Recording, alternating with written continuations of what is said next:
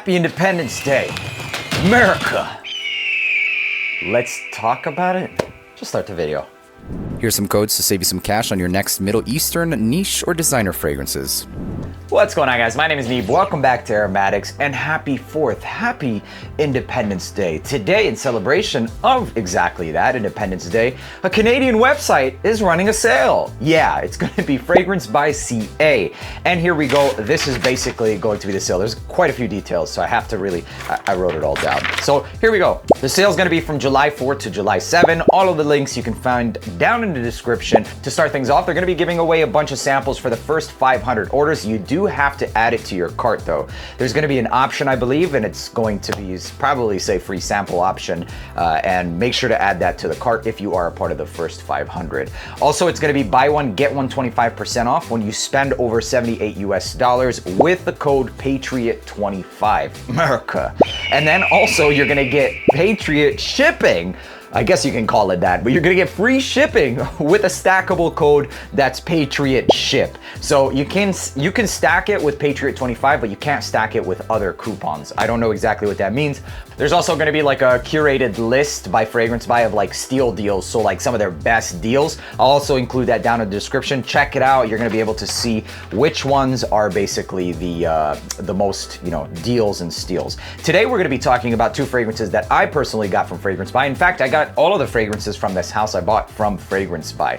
And I kind of wanted to complete the collection in terms of which ones sounded interesting to me. There's still quite a few from the house that I wanted to dive into, and it's going to be from Atelier Des Ors. And this is called Iris Fauve, because I love Iris, and Rose Omada. So not oh my god, Omada. And so these were looking pretty interesting to me. I took a look at the note breakdown and they sounded like things I want. With the boxes, they look pretty good, but that's what we do with all boxes. This is how it comes as a presentation. Atelier Des Ors, nice, nothing like too spectacular. Unfortunately, this one, the actual plaque in itself has come off. The adhesive might have dried, and that's a sacrifice that you might be taking with a lot of fragrances, especially when they get shipped during this hot season. I mean, it's been getting upwards of around 90s, etc., but nevertheless, it happened. It is what it is. A little bit of super glue will probably fix that. Regardless of the fact, still a beautiful bottle and presentation. It's got these gold flakes, and that's kind of another selling point for me personally. The other one is going to be Rose Omada, and here it is. This one, the plaques have been on, and I have to admit, this is the only one that's happened for me personally. So, no breakdown for quite a few of these. Looked interesting. Whether or not they actually are is a different story, to me personally. So, first impressions with these fragrances, basically what I'm going to be doing with these, and I don't really think I'm going to be rocking this Rose Omada, not anytime soon at least. And there's a reason for that. This is a pretty feminine style rose fragrance. It actually smells like, I mean, I've smelled this before, but it doesn't smell bad by any means. There's a lot of brown sugar, rose, and some of that pepper, which isn't necessarily too spicy. And I also get like this very common woody or patchouli-based combination with that rose. So a bit more sugary, but it absolutely smells like those very, you know, frequent styled patchouli rose combinations. Notes of this fragrance include raspberry and rose and pink pepper at the top. In the mid, we've got brown sugar, patchouli, and gaiac wood. And in the base, we've got agarwood, aka oud, and amber and sandalwood. So that's kind of what you get with this fragrance, is this raspberry rose patchouli combination that also seems a little bit sweetened. So I have smelled a lot of these patchouli rose combinations, and if you have, you know, fragrances or put your nose on like Portrait of a Lady and a lot of other, you know, Persephone's patchouli potentially, and a lot of those other similar combinations, this kind of smells like another take on that. This doesn't necessarily remind me of any of those, and it's not nearly as, you know, strong or in your face or intensive as something like Portrait of a Lady, but it does play in that vein. This one seeming a little bit more feminine because of the raspberry and certain other notes, specifically going to be also the brown sugar. But it's not something that I would personally wear. It's a beautiful rose fragrance that's semi-acidic. It's not necessarily something that's sweet. It doesn't really seem anything jammy, but more towards the natural side of things that's slightly unripened rose quality. So not something that I'm really gonna be wearing. And so the first impression is all I'm gonna be living through with this fragrance.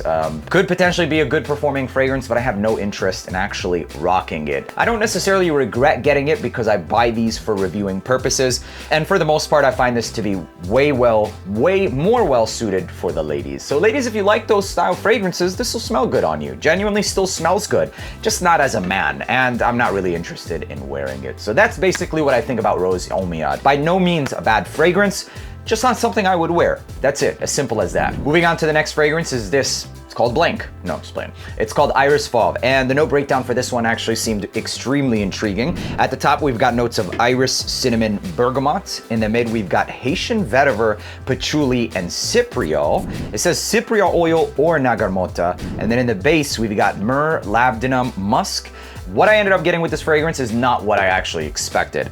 This is a predominantly dominant note of just myrrh, basically. It's a very ambery, honeyed style sweetness, dark, rich fragrance with some iris and a hefty dose of cinnamon as well. It seems like a cinnamon coated, dusted myrrh fragrance, basically. That's kind of the star player in this one, and the labdanum just contributes this leathery accord, kind of contributing to the whole waxy, creamy style texture of the fragrance. And then also the floral in the base of this one adds more to that honeyed sweetness, which is already pretty present in the note of myrrh, and even in natural myrrh as well. So that's basically what you're gonna get, is predominantly this myrrh-based fragrance with a hefty dose of some camphorous style woods, so that cypriol is extremely intense as well, backed with a little bit of that vetiver and cinnamon. I personally wouldn't even say that iris would have been the right name for this fragrance. I feel like it's much more towards an oriental resin style, and it's not going to be for everybody either. The name might be misleading to some, especially when you pick it up. You're going to notice that this is not really,